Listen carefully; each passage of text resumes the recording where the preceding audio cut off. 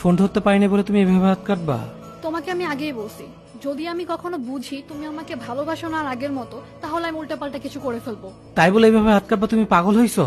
এখন বলো, ফোন ধরো নাই কেন? কাল খুব টায়ার্ড লাগতেছিল, তাই তাড়াতাড়ি ঘুমায় গেছিলাম। আর কখনো এমন করবা না। এরপর থেকে বেশি খারাপ লাগলে আগে আমাকে বলবা, দেন ঘুমাবা। আচ্ছা ঠিক আছে।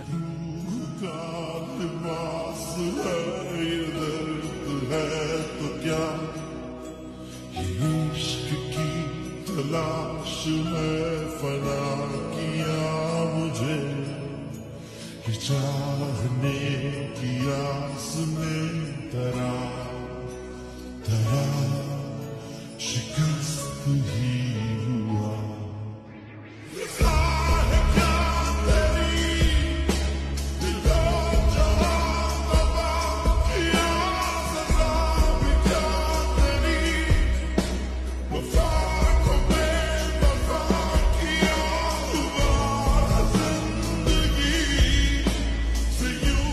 কালকে রাতে অনেকবার ফোন দিলাম, ফোন ধরলো না যে? ব্যস্ত ছিলাম একটু, এই জন্য ধরতে পারি নাই।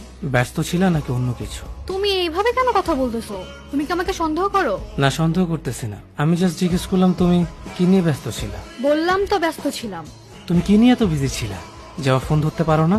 তোমাকে সবকিছুর কৈফিয়ত দিতে পারবো না। এভাবে রিয়েক্ট করতে কিছু দেখতেছি না আমি। ধুর, আমার এখানে আসাটাই ভুল হইছে।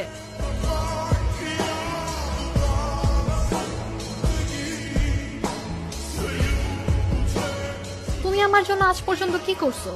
কিছুই করিনি এই দিন। এক্স্যাক্টলি কিছুই না। ভালোবাসা কি এত কিছু হিসাব নিকাশ করে চলে নাকি, যে কে কি করলো আর কে কি করলো না? কিন্তু প্রিয়, আমি ভাবি আমি তোমার মতো সেলফিশ না, আর তোমার কোনো ফিউচার নাই। কিন্তু আমার তো তুমি আছো। মাথা খারাপ? আমি থাকবো কেন থাকবো?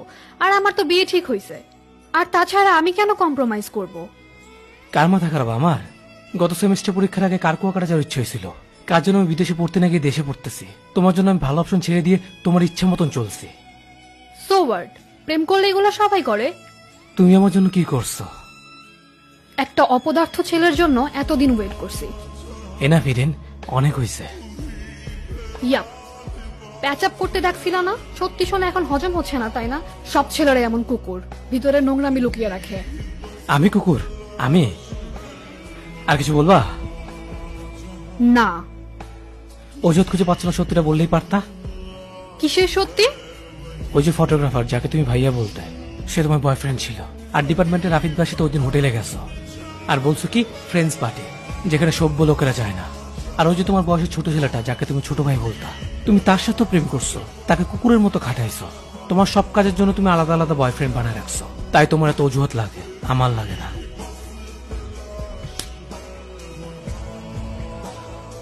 এই দাঁড়া, এইবার আর কিছুই ঠিক হবে না।